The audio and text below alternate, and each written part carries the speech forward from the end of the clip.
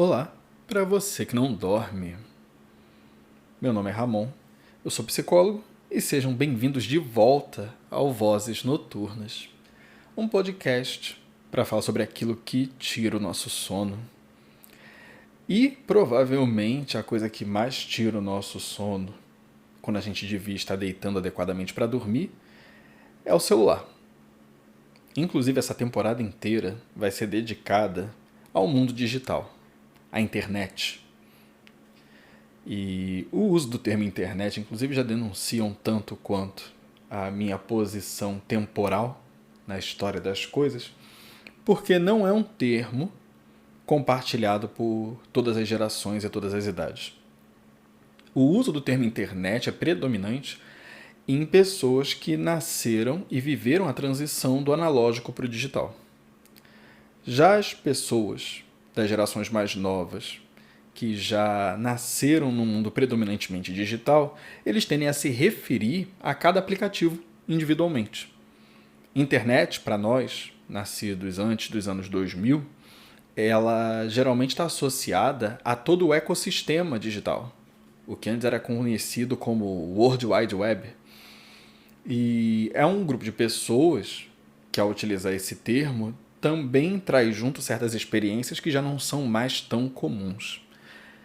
Então, essa diferenciação entre grupos e faixas etárias vai ser importante para a gente começar a nossa jornada. As gerações mais antigas costumam ter uma particularidade em relação ao mundo digital, que é o fato de que elas precisavam, hoje já não precisam mais, mas inicialmente elas precisavam se conectar. Parece estranho, um conceito estranho, mas você estava desconectado até que se conectasse. A experiência típica é: ninguém está conectado até que se conecte. Essa realidade já não é mais atual. A realidade atual é: todo mundo está permanentemente conectado até que se desconecte. Isso vai fazer uma diferença enorme, muito grande. A começar pelo fato de que, antigamente, no período paleolítico, os planos de internet eram muito fracos. A capacidade deles, a velocidade deles era ridícula.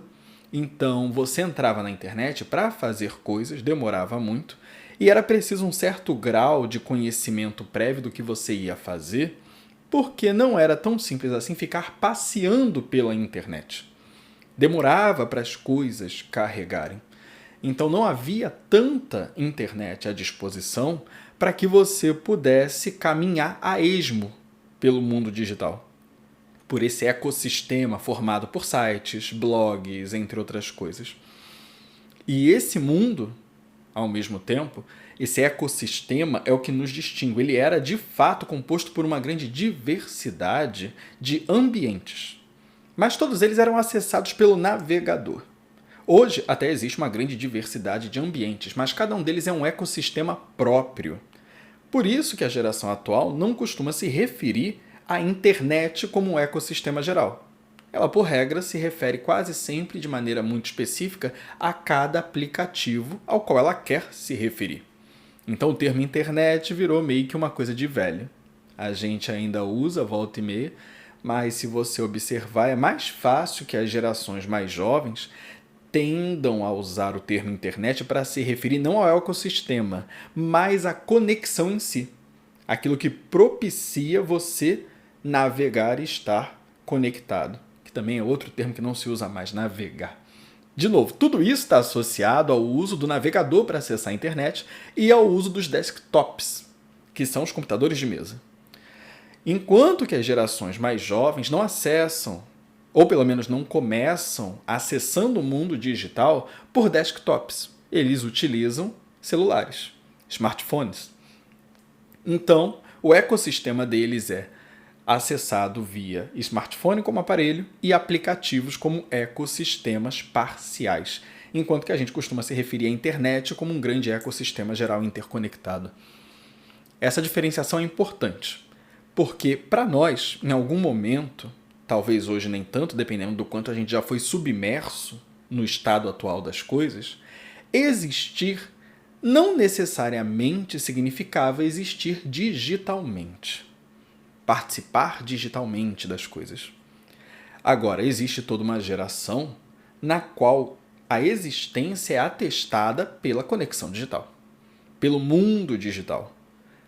A existência digital, ela traz alguns problemas, como, por exemplo, o que hoje é citado como FOMO, que é o Fear of Missing Out, o medo de não acompanhar as coisas, não estar por dentro da atualização dos eventos, que é basicamente uma forma de você estar excluído da comunidade. Só que as coisas não acontecem na internet, não acontecem nas mídias sociais, nos vídeos de Instagram, TikTok, etc. As coisas são transmitidas por esses lugares. Então, o medo de estar de fora, baseado na concepção de que estar de fora é não acompanhar as atualizações e as informações, também significa, numa completa substituição a Descartes, quando diz que penso, logo existo, onde no mundo digital a coisa se inverte em consumo informação digital, logo existo.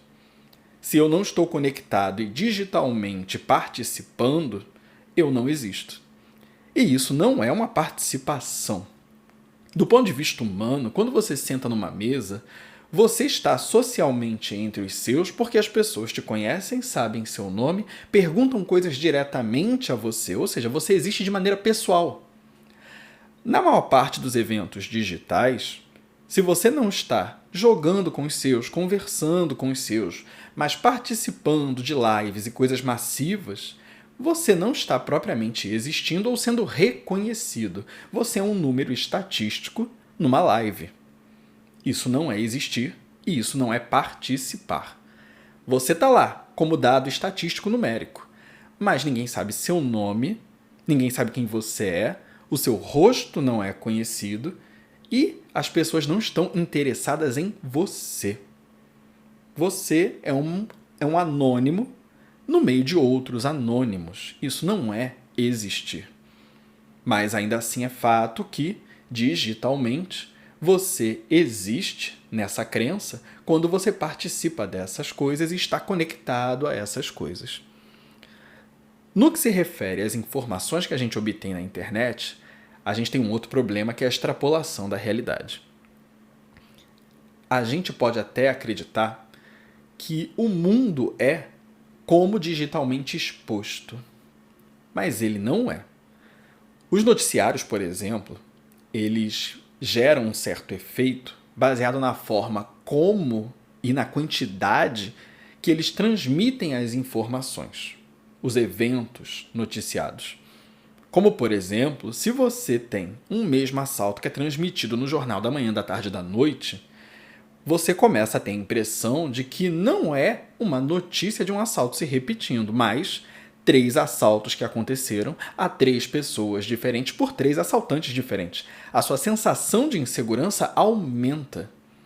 Chega um momento que você não consegue mais distinguir as pessoas e os indivíduos envolvidos no fato, porque você só consegue ver o fato e a quantidade do fato, que é um assalto e quantas vezes ele te foi noticiado. E assim, a gente começa a perder a mão na percepção da realidade.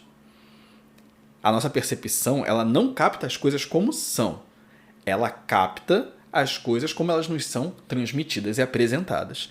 E no mundo digital, onde predomina o entretenimento, o formato de entretenimento, mesmo quando você quer passar uma informação mais técnica possível, o formato da edição, da comunicação, do tom de voz, da forma como as coisas são formatadas, elas têm, por regra, o formato e o contexto do entretenimento. E aqui entram as nossas projeções e as nossas tendências interferindo na compreensão das coisas. Não só provenientes de nós mesmos, mas também a forma como, obrigatoriamente, o algoritmo te entrega as coisas. A informação, quando ela é transmitida, ela também é transmitida de maneira intencional, em algum nível, pela forma como o algoritmo decide processar e manter a alimentação da sua própria rede. E isso, logicamente, produz e contém algum tipo de tendenciosismo. Aqui entra um filme que provavelmente, da virada do século, é aquele que melhor conseguiu transmitir e vai ser o nosso melhor instrumento de auxílio para compreender a situação em que a gente está, que é a Matrix. É aquele que melhor conseguiu transmitir como obra audiovisual, aquele que melhor captou e antecipou a relação da humanidade com o mundo digital. Assim como os humanos cultivados, a gente também, por essa permanente conexão, até que a gente se desconecte, a gente está permanente conectado a essa realidade digital. E onde se vive a realidade digital, não como se ela fosse um recorte da totalidade do mundo, a gente vive ela como se fosse a totalidade do mundo. Ela não é um recorte parcial, ela é a totalidade, ela pelo menos é sentida e a gente reage a ela como se fosse a totalidade. É nessa hiperconectividade, nessa hiperexposição que a gente vive hoje. E essa hiperexposição contém uma série de fatores perniciosos que dificulta muito a relação com a vida não digital. Porque ela vai formar preconceitos. A gente vai começar a acreditar que o mundo como um todo funciona como os vídeos tendenciosos e alimentados por um algoritmo que preza pela repetição, não pela novidade. Quanto mais você assistir algo, mais o algoritmo vai te recomendar mais daquele mesmo algo. Ele não tem interesse em retirar você da bolha. Se você não fizer um movimento ativo para sair dessa condição do consumo desta coisa, ele não vai apresentar novas coisas. A associação dele tem de ser por coisas semelhantes. Ou seja, alimentar cada vez mais daquilo que você já tem, já consome e que já é e já pensa. É nesse ponto, é nessa crença de que a realidade digital corresponde à totalidade do mundo em que a gente habita, que a gente começa a acreditar e formar preconceitos sobre o que as pessoas falam sobre gênero, homens e mulheres, como essas pessoas estão agindo hoje, antes de realmente interagir com os homens e as mulheres diante de nós e fazer acordos pessoais e compreender pessoalmente alguém com quem a gente se vincula, a gente previamente já tem preconceitos sobre quem essa pessoa é, como ela pensa, ou que tipo de predisposição ela tem para se relacionar ou não, pela forma como os vídeos sobre homens e mulheres e queixas de homens e mulheres circulam na internet, em posts e vídeos. A mesma coisa, a gente começa a acreditar no empreendedorismo vazio que circula nos meios digitais, falando de como o CLT foi basicamente destruído, e assim a gente ignora todo um mercado de trabalho e simplesmente adota toda uma ideologia inconscientemente de que cada um tem que se virar sozinho, de que não existe mais absolutamente nenhum lugar positivo e realmente recompensador no mercado de trabalho formal, porque a gente está cercado de informações de empreendedorismo que não tem tanto a ver com fazer você prosperar ou progredir, mas tem muito mais a ver com alguém ganhar um dinheiro fácil, te falando frases de efeito vazias sobre trabalho independente e solitário. Ou a gente também começa a acreditar na forma como certos vídeos editados circulam no WhatsApp, e de repente a gente acha que sabe exatamente o que está acontecendo em todas as partes do mundo. O pressuposto de que o mundo criado pelo algoritmo e entretenimento é real, seja com seu discurso cômico ou com seu discurso trágico, é a concretização do mundo das máquinas de Matrix. Mas sobre os elementos mais específicos desse mundo, a gente conversa depois.